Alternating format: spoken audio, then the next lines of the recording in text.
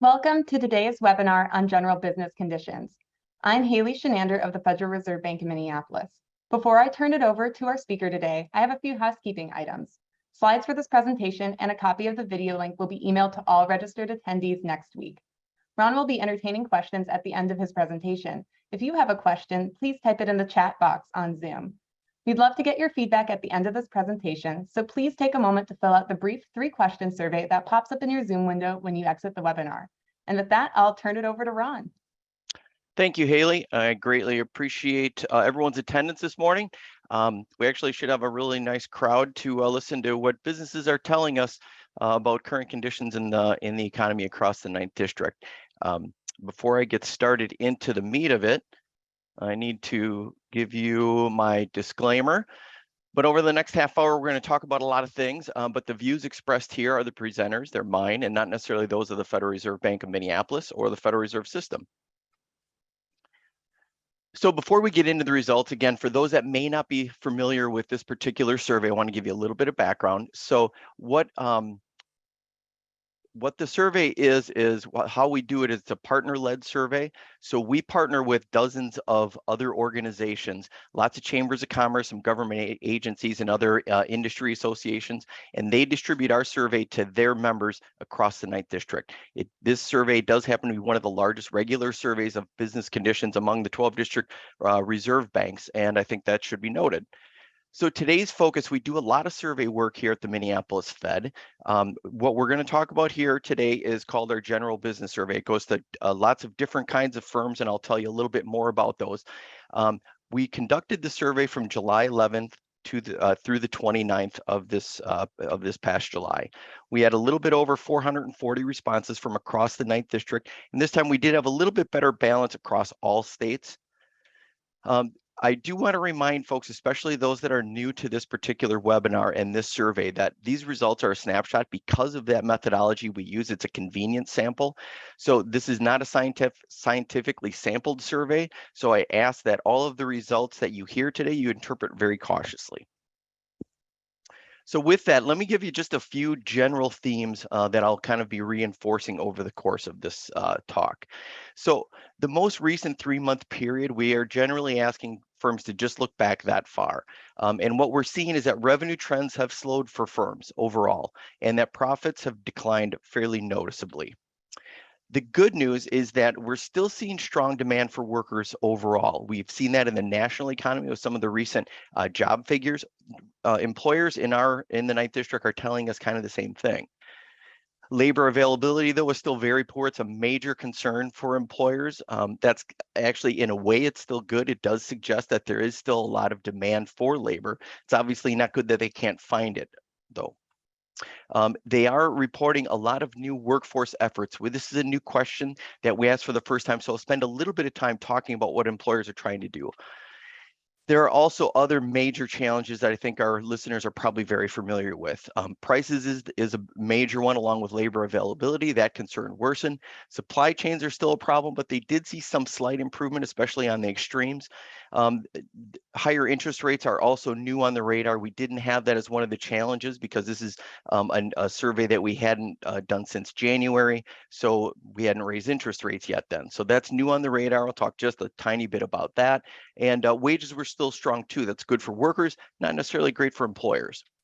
Oops. And then overall, the overall message for outlook was flat yet. And there's some kind of mixed opinions. There's kind of like a barbell opinion. There's a fairly significant pessimistic outlook, fairly significant optimistic. So, overall, they kind of balance each other out. So with that, let me talk a little bit more in detail about each of the individual areas. So first, let's talk about revenue and profit trends. So again, for those that may be not familiar, this is generally how I've set this particular survey up.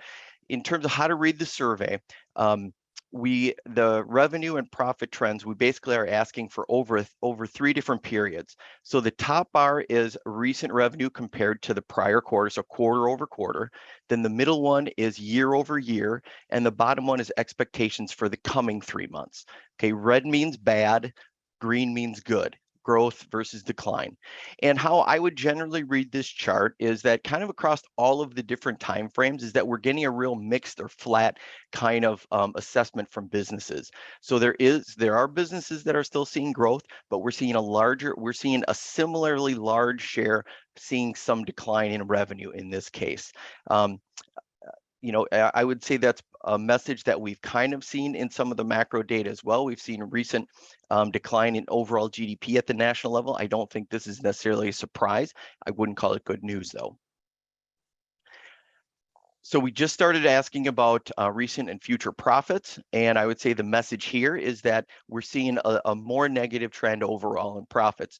More firms are seeing decline in profits, both on a quarter over quarter and especially on a year over year basis. Bad news also is that they're not expecting that to change a whole lot. Very slight improvement compared to the year over year. The recent year over year, but the future expectations are still net negative in terms of profit expectations.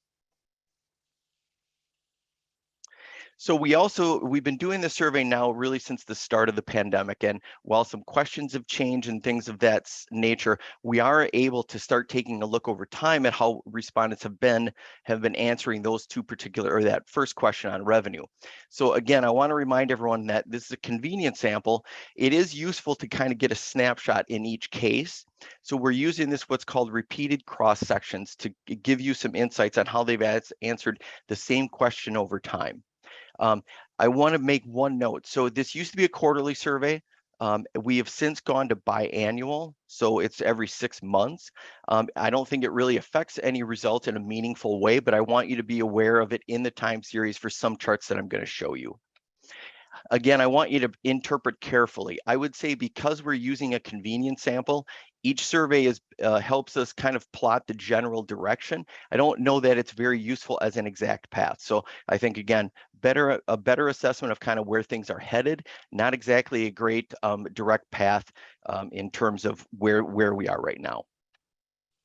So in terms of revenue trends over time, excuse me, what the left one shows, and this is quarterly revenue compared to last year, how they responded each of the last, in this case, 7 surveys going back to October of 2020. And what you saw is that really up through January of this year, the general trend was improvement in terms of fewer firms seeing revenue decline and more firms seeing revenue growth.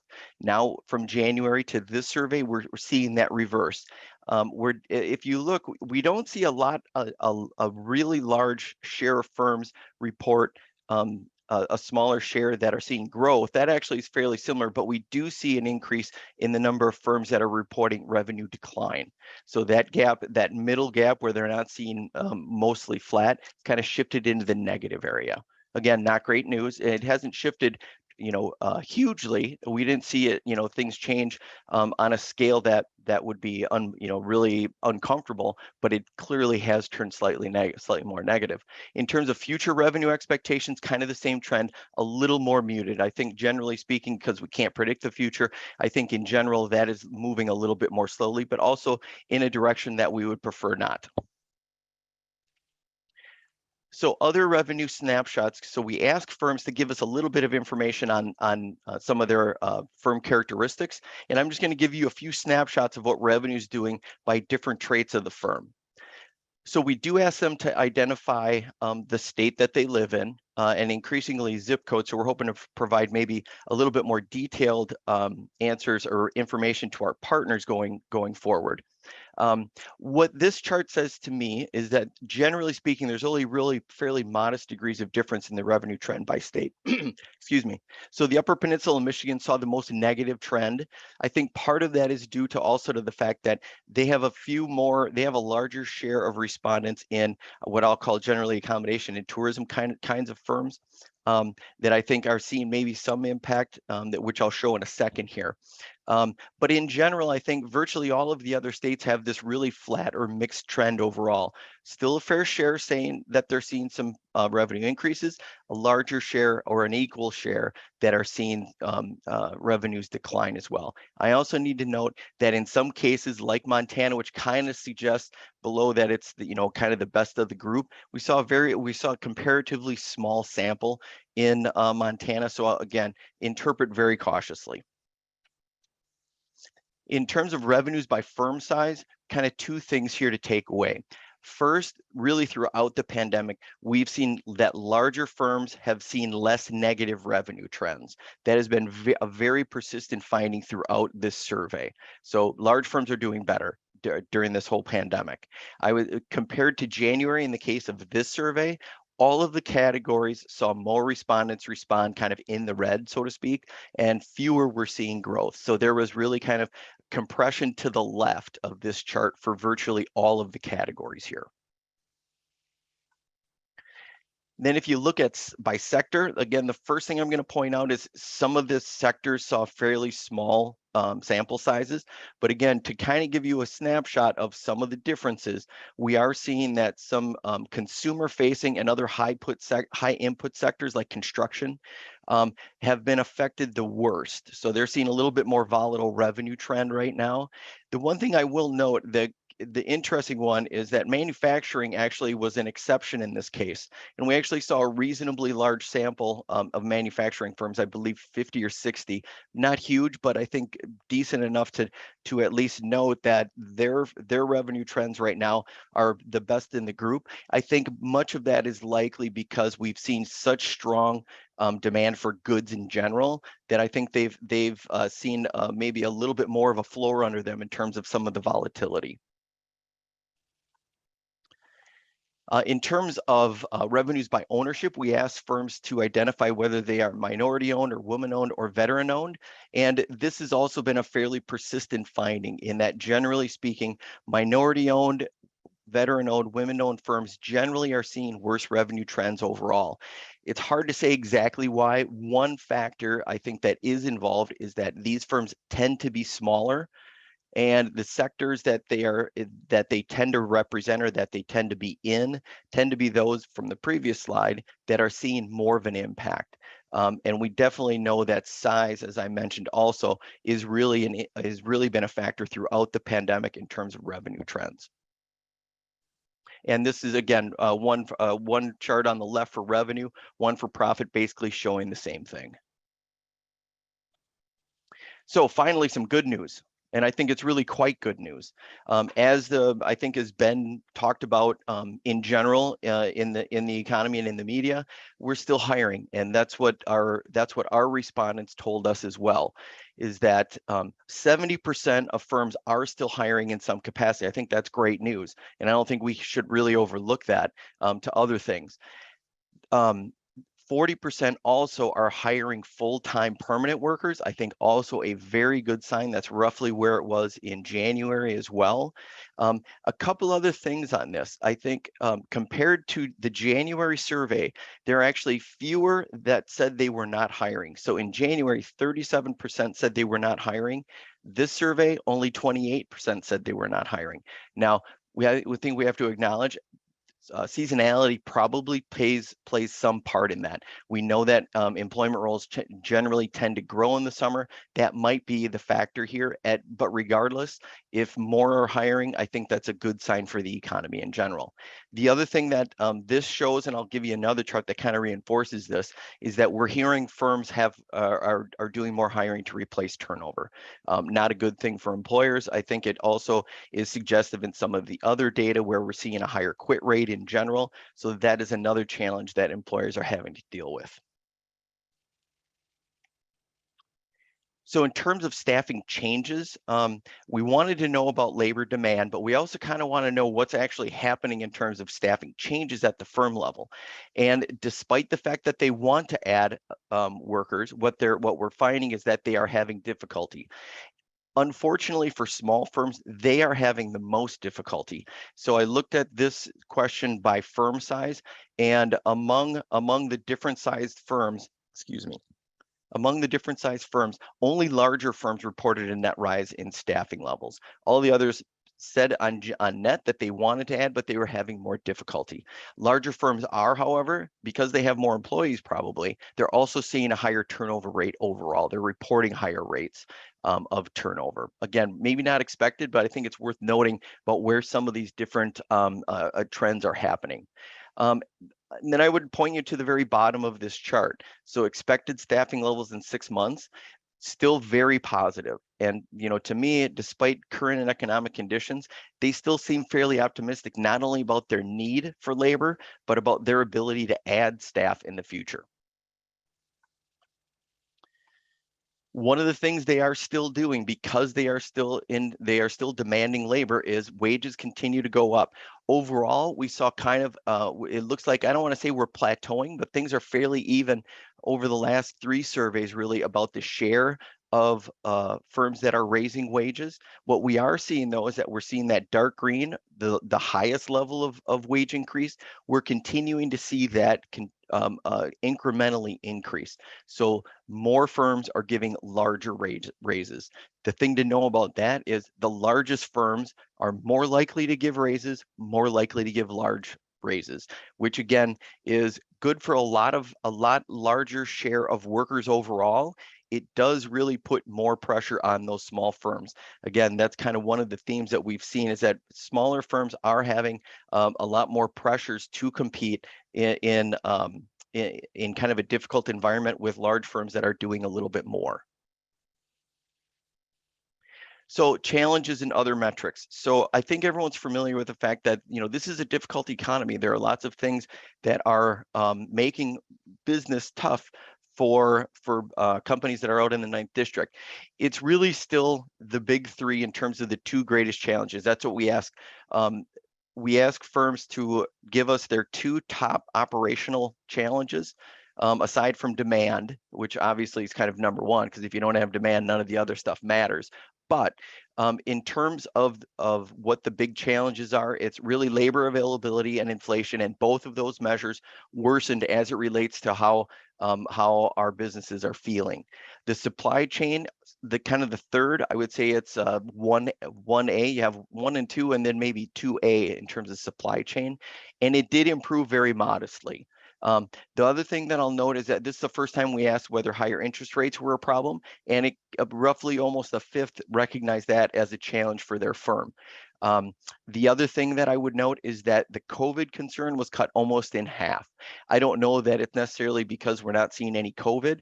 I think it maybe is just kind of part of the working operations now, in terms of it's not the first thing that I'm worrying about here. The other things probably are rising up more. In terms of prices, I'll talk about each of those, or at least a couple of those challenges, in a little bit more detail. So we ask firms to tell us how non-labor input prices have changed over the last year. And in general, what we're seeing, so the left one is wholesale, or what they're paying for goods from vendors. And then the one on the right is the final prices charged to customers, final customers. And what we're generally seeing, a couple of things. I don't see the trend necessarily getting better yet. I don't see it necessarily getting a lot worse on the wholesale level. It seems to have at least, again, looks like it's starting to plateau a little bit, but it's still very, very bad, I guess is what I would describe it. It's a price situation that I think is not good for businesses, something the Federal Reserve clearly recognizes as well. The other thing, if you go to the right, they are still not passing all of those higher costs on. And I think businesses are always very sensitive on what they can and cannot pass along. They're able to pass a fairly significant charge through to final customers, but they are still, I think, always looking for efficiencies to not pass all of that along. Again, at a level roughly the same going back to October, actually. Other challenges, again, we've talked already about labor availability. The only message here really is that it's high, and it's been high really going back to 2021. So roughly 85% say labor is either extremely or moderately tight or difficult to get. And that really hasn't changed much going back to October, July surveys of last year. They are trying to do a lot of things, though. This is the first time we asked this particular question, and this is an area that we are trying to do a lot more work on in general, in terms of trying to figure out this conundrum of lots of job postings, and we are seeing job growth for sure, but we still don't have total employment even at pre-pandemic level, and we have labor force participation that is frankly not very close to pre-pandemic levels. So we're trying to figure out on both ends, both what's happening with workers. We're also trying to determine what employers are doing new that might help more workers decide to work. So this is the first time we asked this particular question, and I wouldn't try to read all of the answers to the left. It's a little bit of a spaghetti wall right now as we start working on this question, and you can take a little bit closer look at it afterwards when we send this to you. Generally speaking, what I would take from this is the first strategy is increasing wages. We are seeing that. We've been seeing that over really for some time now in the survey. The other thing, the next thing that I think is most common is that firms are working on work flexibility, both in terms of the schedule, but also options maybe to work remotely. Generally speaking, larger firms, as you might expect, they have more resources, maybe a little bit more ability to do different things, and they are. We kind of took a look at how many boxes large firms checked. In general, they checked twice as many boxes as what smaller firms did. The other thing I would note here, and I don't really have much more to say except to just kind of point out the oddity of the fact that we know that childcare is a problem for workers. What we're not seeing is that firms are not doing much in that space, and that's not to blame them at all. But I do think there's this misalignment of the things that we know workers are looking for and the ability of firms to necessarily react to that. And I understand why. I mean, that would be a fairly significant cost increase.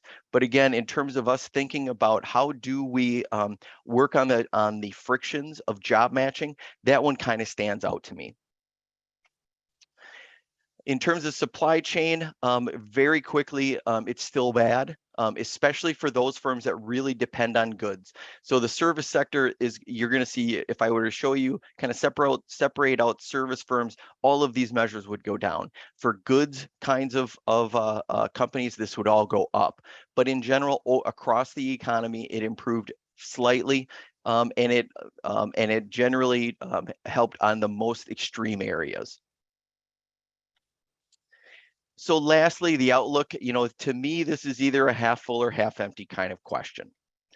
In general, we are seeing that if you look at this chart and look at those that were optimistic, the green area, we are seeing a fairly slow but steady decline in the share of respondents that are optimistic about the near future. And we're not seeing necessarily a huge leap. If you look at October, roughly the same when we're going back to October of last year in terms of those that are pessimistic. But this is definitely, I would say, a situation where, again, we have kind of that dumbbell kind of representation. Fair number of optimistic, definitely a fair share of pessimistic. In net, it is overall positive, net positive. But again, I think we have to acknowledge that we wish this were a lot more positive going forward. So some final thoughts. The bad news is, revenues and profits have both slowed. That's not good news. The good, hiring demand remains strong. I think that's a great signal for the economy overall. Inflation and labor availability kind of lead the pack. Other ones are important. Supply chain's important, and it has improved a little bit. The outlook has worsened. I think I think we have to acknowledge that, but it is still net positive, and I think we have to acknowledge that as well.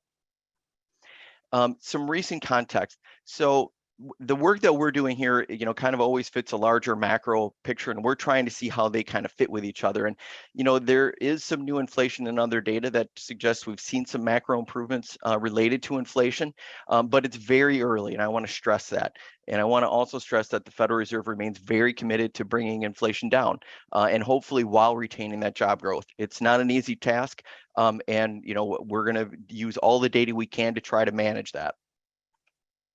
Some last thoughts. I do kind of want to note, we're lucky in that this survey really gets a lot of comments that give us a lot of extra flavor for what's happening to businesses. I will acknowledge also that some of those comments are really quite colorful. We read them, we acknowledge that there's lots of difficulty, there's lots of maybe disagreement with some of the things the Fed have done.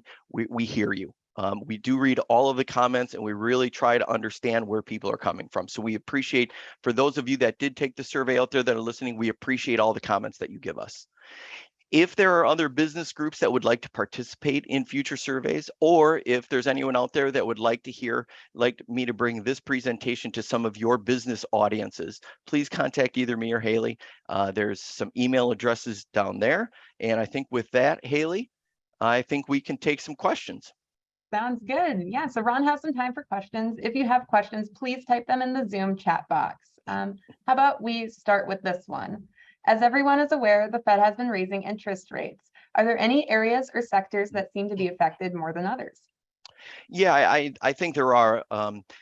Right now, I think the first one I think most people think about that I think is seeing a real impact is housing.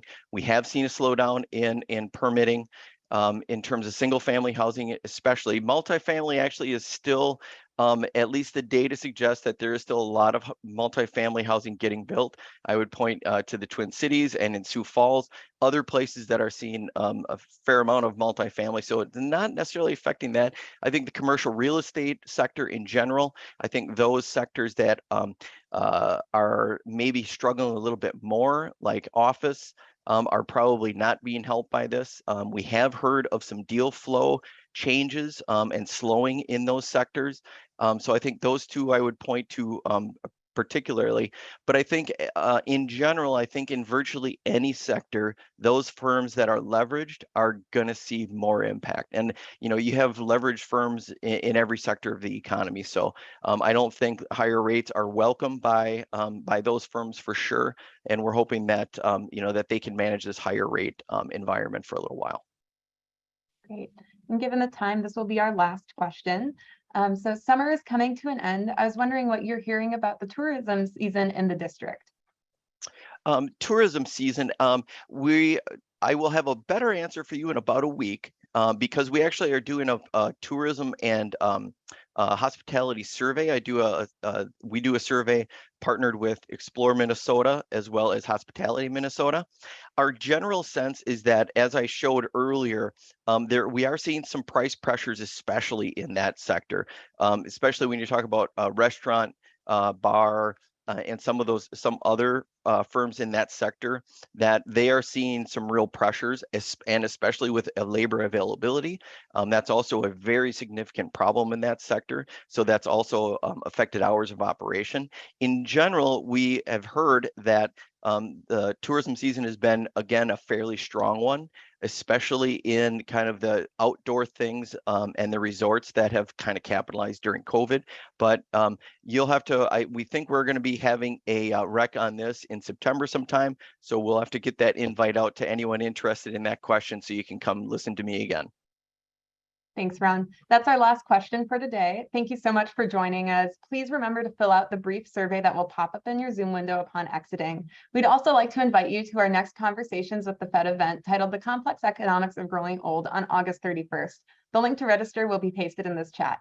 Have a great day. Thank you.